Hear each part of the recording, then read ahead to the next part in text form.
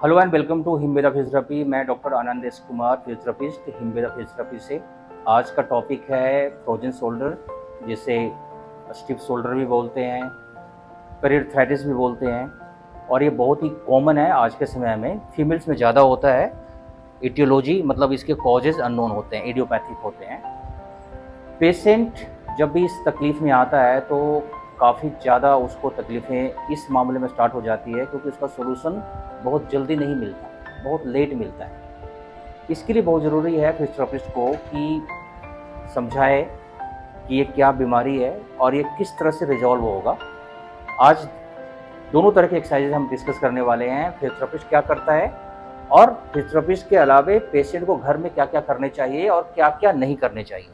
क्या क्या नहीं करने चाहिए, बहुत इंपॉर्टेंट है, क्योंकि यहीं से पेशेंट की तकलीफ बढ़ जाती है या पेशेंट कॉम्प्लिकेट हो जाता है। उसका स्लीपिंग खराब हो जाता है, सो नहीं पाता पेशेंट, काम नहीं कर पाता पेशेंट, हमेशा पेन 24 आवर होती है।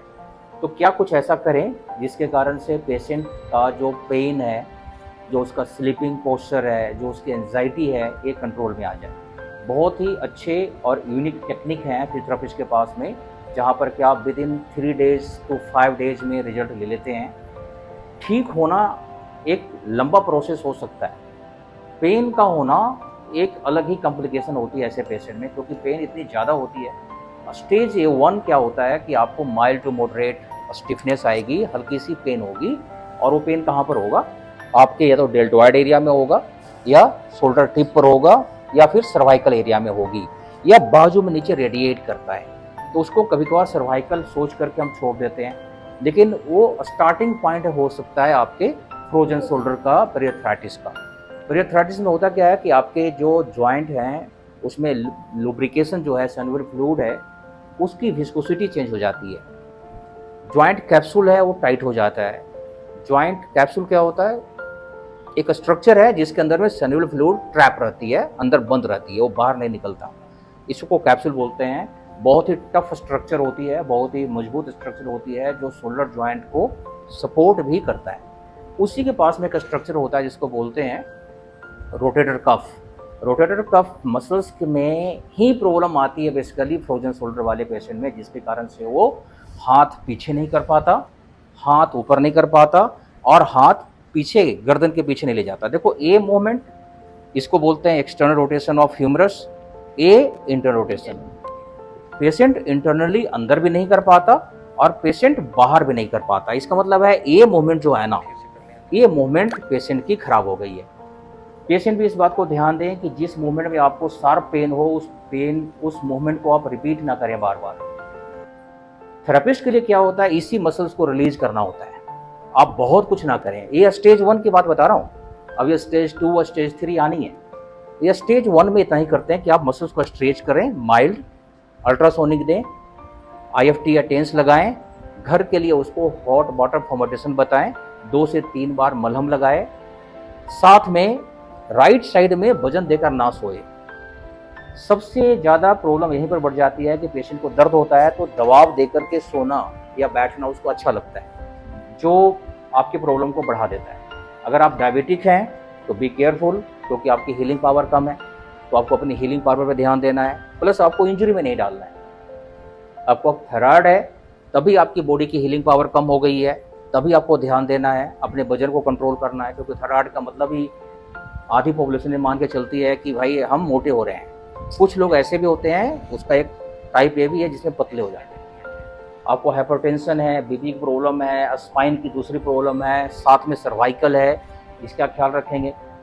बॉडी में कितना विटामिन की अवेलेबिलिटी है, विटामिन A, D और K, और आपका सीरम कैल्शियम, बाकी चीज़ें पर ध्यान देते हैं। यहाँ पर अगर कंट्रोल हो गई तो बहुत अच्छा है, नहीं तो आप नेक्स्ट फेज में चले जाते हैं।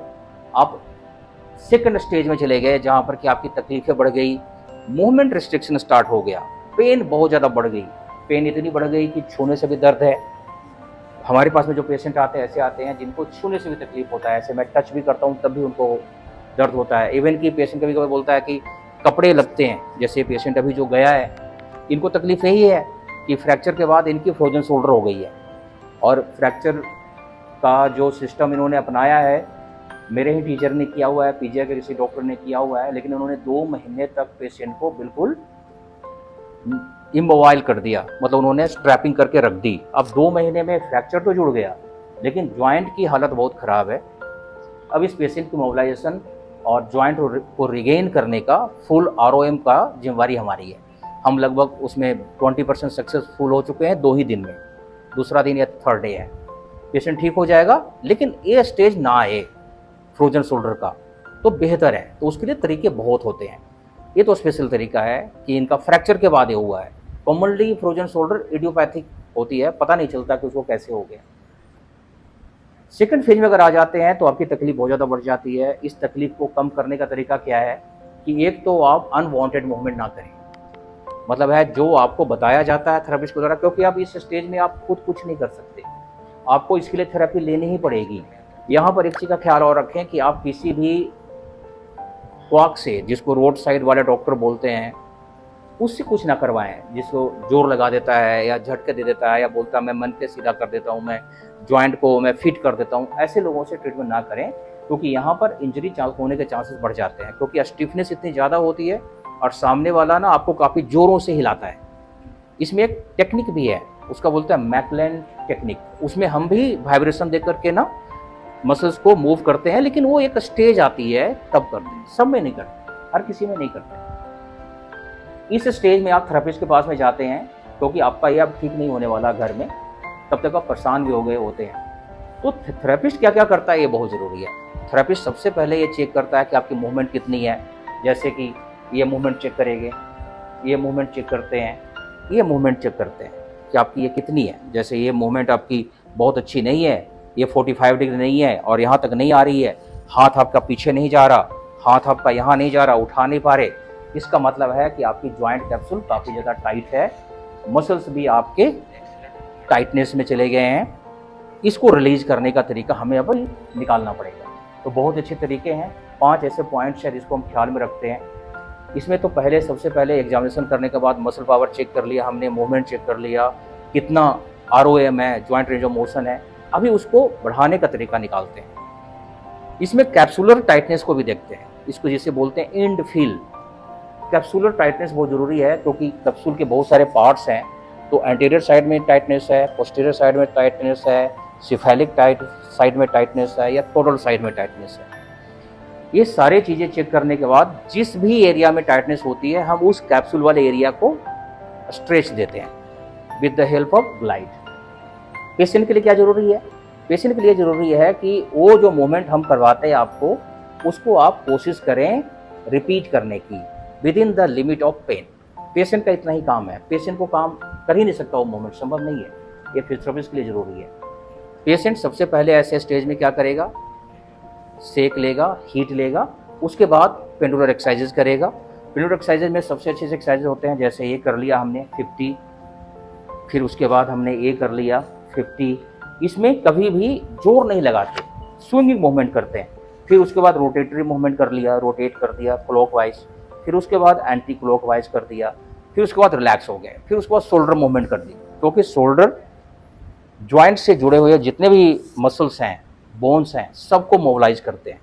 तो शोल्डर मूवमेंट कर दी है ना, इसको एलिवेशन, प्रोट्रैक्शन, रिट्रैक्शन बोलते हैं, रोटेशन बोलते हैं। उसके बाद हाथ को यूं किया, पीछे पकड़ लिया। देखो पेशेंट कभी कभार इतना तकलीफ में होता है कि हाथ उसका यहाँ से अंदर नहीं जाता। अगर यहाँ से अंदर नहीं जा रहा फिर तो जोर लगाने की जरूरत नहीं है, क्योंकि वो मूवमेंट कर ही नहीं पाएगा। 2 से 3 दिन के बाद हम उसको इम्प्रूव कर देते हैं और उसका हाथ जैसे पीछे जाता है ना, तो पीछे से पकड़ ले और हौले हौले स्ट्रेच करना स्टार्ट करें। उसके बाद हाथ को दूसरे साइड में रखें, हाथ को यहाँ से पकड़े और हौले हौले स्ट्रेच करें। इससे पोस्टीरियर जो कैप्सुलर पार्ट है ना, वो स्ट्रेच हो जाती है। इस तरह से अगर करते हैं तो एंटीरियर जो कैप्सुलर पार्ट है वो स्ट्रेच हो जाती है। दोनों हाथों से मिलकर के इसको बोलते हैं सेल्फ असिस्टेड एक्सरसाइजेस या सेल्फ असिस्टेड स्ट्रेचिंग। दोनों हाथ से हाथ पेशेंट को बोला करने के लिए और धीरे धीरे ऊपर ले जाते हैं, फिर रोकते हैं, फिर से ऊपर ले जाते हैं, फिर रोकते हैं। पेन वाले एरिया को क्रॉस नहीं करते। इंपॉर्टेंट, सबसे इंपॉर्टेंट है पेशेंट पॉइंट ऑफ व्यू से। पेशेंट को जब भी हम बताते हैं एक्सरसाइजेज तो वो लिमिट को क्रॉस करता है, पेन को कभी भी क्रॉस नहीं करना चाहिए। पेन के लिमिट में ही एक्सरसाइजेस को करें। इसके बाद हर सेट ऑफ एक्सरसाइजेस के बाद स्विंगिंग मूवमेंट करें। जैसे स्ट्रेच किया हमने, आपको हल्का सा पेन होगा, फिर हल्का सा स्विंग मूवमेंट कर दें, इससे मसल्स रिलैक्स हो जाते हैं। सबसे बेहतर होता है कि आप पहले इस पर डायथर्मी हीट ले लें, जो अभी मैं बताने वाला हूँ कि इसमें हम फिजियोथेरेपी में क्या क्या करते हैं। अब थर्ड स्टेज आ गई जहाँ पर पेशेंट कुछ भी नहीं कर पा रहा, उसकी मूवमेंट भी सारी रुक गई है, काफ़ी कॉम्प्लिकेटेड हो गई है, काफ़ी पेनफुल हो गया, 2 महीने से ज़्यादा हो चुके हैं, कभी कभार 3-3 महीने हो जाते हैं। अब ऐसे में क्या करेंगे? सबसे इम्पोर्टेंट है ऐसे केसेस में कि फाइंड आउट करना कि पेशेंट क्या ऐसा कुछ कर रहा है गलती जिससे उसकी तकलीफ बढ़ रही है। तो आप देखेंगे कि उसका सोने का तरीका चेंज है, रात को नींद नहीं आ रही है, तो एक अलग ही एंग्जाइटी होती है। आप देखेंगे कि वो काम यूं करता है, ऐसे बाजू मैं उठाने के लिए बोलूं कि सामने उठाओ बाजू, यूं देखिए वो कैसे उठाएगा, ऐसे उठाएगा। तो इसको बोलते हैं ट्रिक मूवमेंट। तो पेशेंट के सारे ट्रिक मूवमेंट को हम रोक देते हैं, ये जरूरी है। अदरवाइज ट्रिक मूवमेंट को नहीं रोकेंगे तो सारा का सारा वो गलत मूवमेंट ही करता रहेगा, सही मसल्स का यूज नहीं करेगा। पेशेंट के लिए क्या जरूरी है? यहाँ पर पेशेंट के लिए बहुत ही जरूरी है कि जब भी आप मूवमेंट करें, सामने में कोई आदमी बैठा हुआ है, हमने सामने से लेना है, लेकिन जिसको दर्द हो क्या करेगा? यूं उठाएगा बाजू को, यूं करेगा, तो इससे आपकी नेक भी खराब होगी, शोल्डर भी खराब होगी। आपको सीधी मूवमेंट करनी है, आपको सीधी मूवमेंट करनी है, इसको सीखना होता है। आप सेंटर में जब आते हैं, फिजियोथेरेपिस्ट के साथ में होते हैं, तो आप सीखते हैं कि हम क्या गलत कर रहे हैं, उसको करेक्शन में डाल दें। इंपॉर्टेंट यहाँ पर एक चीज और है कि जो मेडिसिन डॉक्टर ने दिया है, अब यहाँ पर मेडिसिन का इंपॉर्टेंस बहुत ज़्यादा बढ़ जाता है, क्योंकि पेन आपको इतनी ज़्यादा होती है और ये जो फ्रोजन शोल्डर है ये न्यूरोलॉजिकल प्रॉब्लम ज़्यादा है ऑर्थोपेडिक से, इसको समझें। तो इसमें बहुत सारे मेडिसिन से होते हैं जो डॉक्टर आपको देते हैं, उसको लेनी चाहिए, क्योंकि आप एडवांस स्टेज में, डिजीज का एडवांस स्टेज में आ गए हैं। यहाँ पर बिना मेडिसिन का संभव नहीं है कि आप ठीक हो जाएंगे। उसके बाद आप जब भी मूवमेंट करें तो आप रिलैक्सेशन फेज में जरूर जाएं। जैसे मूवमेंट करने के बाद आपको दर्द हो गई तो आप रिलैक्सेशन कैसे करेंगे? एक बार फिर से इंपॉर्टेंट पॉइंट है पेशेंट के लिए कि आपको दर्द हो रही है, क्या करें कि आप इसको ईजी कर दें। उसमें सबसे अच्छी एक्सरसाइज होती है पेंडुलर मूवमेंट। अगर इससे कम नहीं हो रहा तो पेशेंट को लेटा दें। यहां पर लेटो, कोई एक आ जाओ।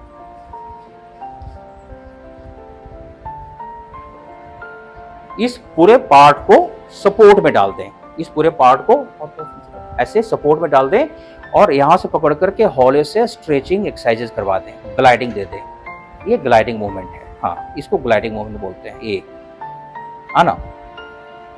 क्योंकि ये टिकता नहीं है, शोल्डर ऊपर आ जाएगा। अगर शोल्डर ऊपर आ जाए तो फिर हम यहाँ पर इस तरह से पेशेंट को बोलते हैं कि आप इसको रिलैक्स करें, तो इसमें रिलैक्स हो जाएगा। क्योंकि जब एल्बो फ्लेक्शन में जाती है तो ऑटोमेटिक ये हाथ रिलैक्सेशन में चले जाते हैं। ठीक है, आ जाओ, उठो।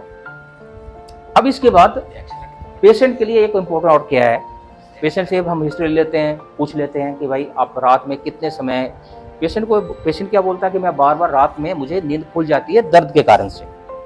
उसमें आप क्या बोलेंगे कि दर्द कैसे कम होगा? क्योंकि उसका ये बाजू ना सपोर्टेड नहीं होता। तो आप 1 या 2 पिलो का सहारा लेकर के लेटे हुए हैं और साइड में पिलो रख लें जिस पर आपका बाजू रहे, बाजू आपके नेक पर लटक ना जाए, बाजू अलग से ही सपोर्ट में आ जाए, उससे काफी रिलैक्सेशन मिलता है। अपने डाइट का ध्यान दें, डाइट बहुत जरूरी हो जाता है इस समय में, क्योंकि इस समय में आपकी टेंशन इतनी ज़्यादा होती है कि आप डाइट पर भी ध्यान नहीं देते। लेकिन डाइट बहुत ही इंटीग्रल पार्ट है इम्प्रूवमेंट लेने के लिए। तो अपनी डाइट को बिल्कुल खराब ना करें, जो नॉर्मल डाइट आप ले रहे हैं वही लें, कुछ स्पेशल लेने की जरूरत नहीं है। ऑइंटमेंट मलहम जरूर लगानी है। इस समय में एक पैच होती है, ट्रांसडर्मल पैच उसे बोलते हैं, वो जिस एरिया में दर्द है, जैसे यहाँ दर्द है डेल्टोइड में, यहाँ लगा दें, नेक में दर्द है यहाँ पर लगा दें, तो एक सपोर्ट आ जाती है। सपोर्ट आने से क्या होता है कि आपकी जो फेसिया होती है ना, स्किन के साथ में और मसल्स के बीच में एक स्ट्रक्चर होता है, उसको बोलते हैं फेसिया। तो फेसिया में नर्व्स फाइबर्स होते हैं, वो कम से कम एक्टिवेट होते हैं, तो उससे आपकी पेन कम हो जाती है। प्लस उसमें डेक्लोफेनिक होती है, उससे सूजन कम हो जाती है और पेन कम हो जाती है। जितने भी ये पैरामीटर्स हैं जो हमने अभी डिस्कस किया है, थर्ड स्टेज में तो पेशेंट बिल्कुल ना सोचे कि वो खुद ही ठीक कर लेगा, उसके लिए तो थेरेपिस्ट के पास में आपको जाना ही पड़ेगा। अब जो कुछ एक्सरसाइजेज हैं जो ठीक होने के बाद उसको करने जरूरी होते हैं, ये बिल्कुल ना सोचें कि आप 1 से 2 महीने में, 15 दिन में ठीक हो गए तो आगे भी ठीक रहेंगे। आपकी लिमिटेशन होती है, आप पूरा मूवमेंट नहीं कर पाते। जैसे आपकी बाजू यहाँ तक जाकर रुक गई, अब इसको ले जाना है यहाँ तक, तो इसके लिए वॉल राइडिंग एक्सरसाइजेज करते हैं। कुछ लोग पेनफुल कंडीशन में ही वॉल राइडिंग करते हैं, ये गलत है। आप पेन के समय में तो इतना ज़्यादा तकलीफ होता है कि आप जोर लगा ही नहीं पाओगे, अगर जोर लगाओगे भी तो गलत ही लगाओगे। तो पेन कम होने का इंतजार करें, उसके बाद वॉल राइडिंग और ओवर स्ट्रेच करें, जिसको हम ओवर स्ट्रेचिंग एक्सरसाइजेज बोलते हैं। ओवर स्ट्रेचिंग हमेशा पेन खत्म होने के बाद करनी चाहिए, क्योंकि एक स्टेज ऐसा आएगा जब पेन नहीं रहेगी शोल्डर में, तब आप जोर भी लगा सकते हैं। और इसको कंटिन्यू करना है। जैसे कोई 3 हफ्ते में हमने ठीक कर दिया पेशेंट को, तो पेशेंट को फर्दर नेक्स्ट 3 वीक्स के लिए घर पर एक्सरसाइज करनी चाहिए, और एवरी 5 डेज में फिजियोथेरेपिस्ट के पास में आकर के अपना रिव्यू करवाए, चेक करवाए कि मेरी मूवमेंट कितनी बच गई है। जैसे ये बाजू पीछे जा रहा है या फिर यहाँ तक जा रहा है कि नहीं जा रहा है पीछे तक, आपकी ये बाजू यहाँ तक नेक तक जा रही है, यहाँ जा रहा है कि नहीं जा रहा है, इस एरिया तक टच कर रहे हैं कि नहीं कर रहे हैं, क्योंकि आपकी बाजू यहाँ तक तो आएगी, यहाँ तक आने के लिए बड़ा मुश्किल है। आप पीछे कुछ भी चीज़ को, उन लोगों के लिए दिक्कत है जिनको पग बांधना है, उनके लिए दिक्कत है जिनको टाइट गारमेंट्स पहनने हैं, तो उनका हाथ पीछे तक जाना चाहिए। तो ऐसे लोग फिर अपनी मूवमेंट नहीं कर पाते, और अगर वो छोड़ देते हैं तो वो परमानेंटली उनकी बॉडी में रुक जाता है।